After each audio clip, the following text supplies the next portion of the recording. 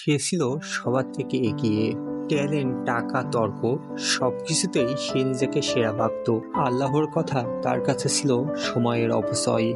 একবার তার এক বন্ধু তাকে বলেছিল, ভাই এত অহংকার করো না, আল্লাহ চাইলে 1 সেকেন্ডে সব নিয়ে নিতে পারে। সে হেসে বলেছিল, আমার জীবন আমি বানিয়েছি, কেউ কিচ্ছু করতে পারবে না। কয়েক সপ্তাহের মধ্যেই শুরু হলো অদ্ভুত সমস্যা। শরীরে শক্তি হারাতে লাগলো, পরীক্ষায় ধরা পড়লো বিরল এক রোগ যার কোনো সহজ চিকিৎসা নাই।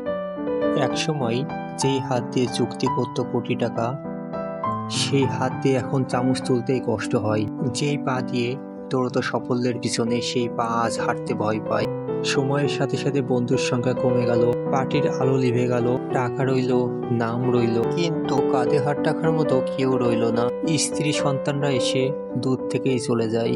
কেউ কাছে এসে কাঁধে হাতটা রেখে বলে না, চিন্তা করো না, সব ঠিক হয়ে যাবে। সে প্রথমবার মনে মনে বলল, আমি কিছুই না, যা কিছু ছিল সবই ছিল দয়া, আর আমি সেই দয়ায় কৃতজ্ঞ হইনি।